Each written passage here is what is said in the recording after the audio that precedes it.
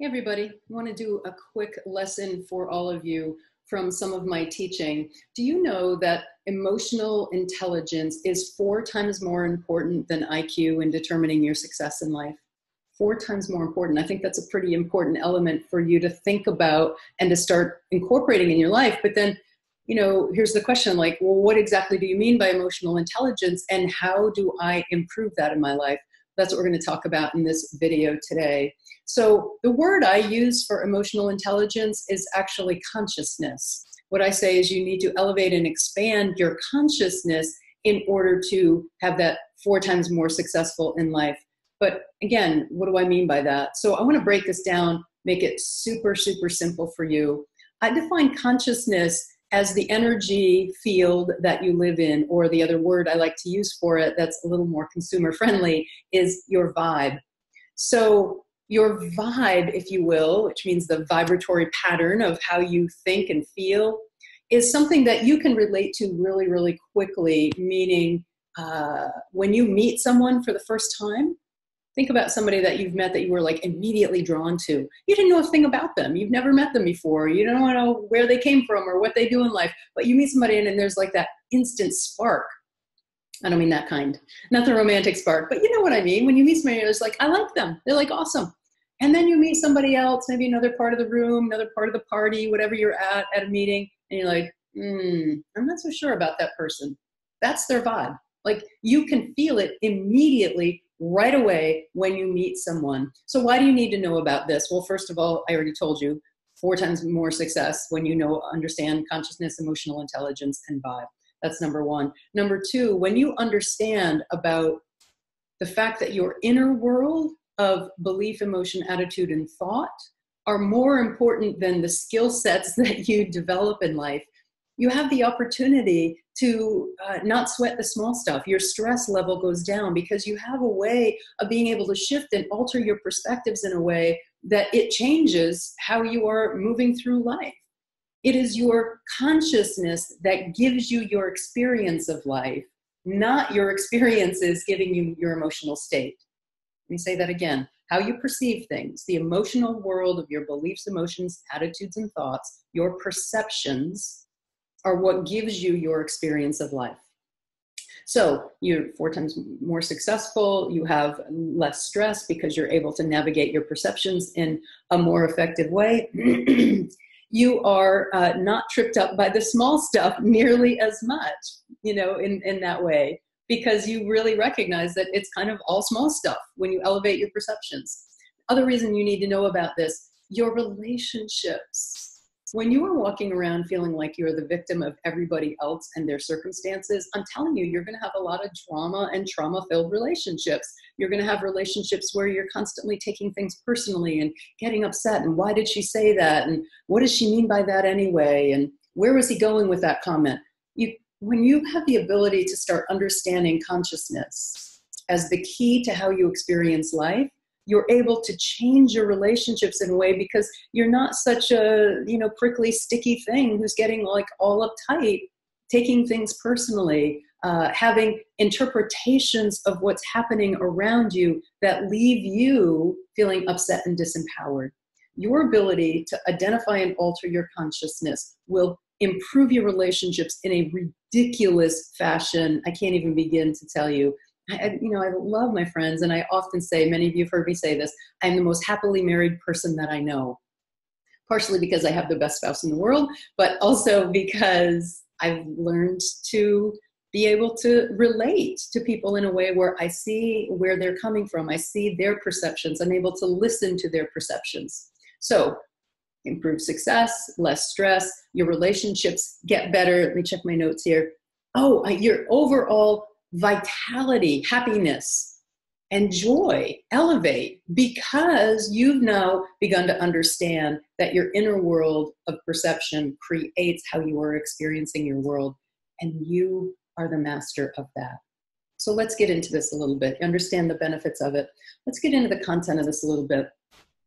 So what I'm talking about here, and again, this is an intangible, it's not a science that you can see, but you bring a sophisticated listening and a sophisticated understanding, because look, you can't see electricity either, but you believe in it. You can't see gravity either, but I promise you, you go out there and walk off that roof and you are going to fall and break your leg. So there's all kinds of things that we have in life that are intangible things that we can't see, but we still place our faith in. So that's what I'm talking about with consciousness, even though, it's not like some people say there's colors of auras. Well, we can't see them. I guess some people have the ability to see them. I can't, but you can feel them and perceive them.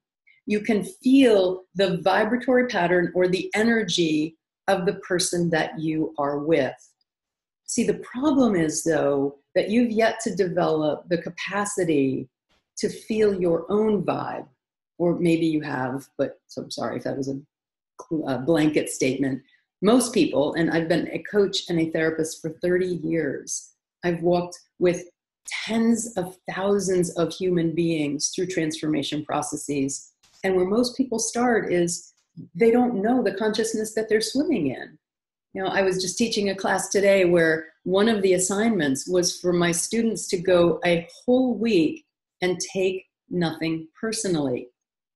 And you should have seen the heads rolling back and the eyes getting big, like a whole week of not taking anything personally. Yes. Why? That elevates your consciousness. But it's that precise. So what we're talking about here is you having the capacity to identify and alter what you believe when it doesn't serve you, what your emotional state is when it doesn't serve you, when it's low vibe, victim-ridden, and it's not the truth. They're just the beliefs or the emotions that you have in that given moment. Being able to identify your attitudes and see those that don't serve you and alter them. And then lastly, developing mastery around your thoughts. So I want you to take this in for a minute. Imagine if you're able to alter your beliefs, emotions, attitudes, and thoughts. It's what I call your beat, which is central to your vibe. It's what creates your vibe, because these four things together determine how you perceive the world. What you believe, how you feel, what attitude you hold, and what thoughts you have will determine how you experience the world. So what you need to do with this notion of beliefs, emotions, attitudes, and thoughts is, I'm just going to give you one step today, because I'm going to be doing a series of 5 videos on this topic. So the work that I want you to do today is to simply spend this next 24 to 48 hours. How much can you actually notice the beliefs that are driving your decisions, or the emotions that you're in at any given time, or the attitudes that are causing your perceptions, or the thoughts that give rise to how you are perceiving life? How much can you actually observe them? Let me give you an example. I spent this last week by the bedside of a dear friend of mine, not bedside, by her chair side. She's vibrant and alive and up. And it was a beautiful experience. And she made her transition just today. And so, of course, a lot of people are emailing and texting me and calling me. Thank you. I love you all. Saying, Jackie, how are you? It's just such a loss for everybody.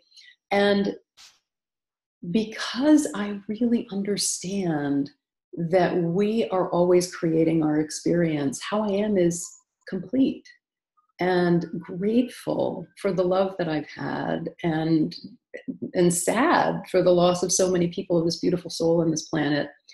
And fundamentally, my conclusion, if you will, is a recommitment to my work, a recommitment to my passion about helping people live a vibrant, vital, fully expressed, bold, kick-ass life. That's where I'm left. So any experience that you have in life, one that's difficult and heart-wrenching and beautiful and sacred like that, or so-and-so said such and such at the office last week, and how am I going to respond? What am I going to make it mean to me? That's consciousness. X happened. What am I going to make it mean to me? So if you like what I've said so far, please like and share this video. I want to have as many people on board with this conversation throughout this next week as we can. It's a critically important time in our history, in our planet, in our country. And elevating the consciousness on the planet is what I am deeply, passionately committed to. Elevating consciousness simply means developing the ability to, at any moment, declare and determine who you really are.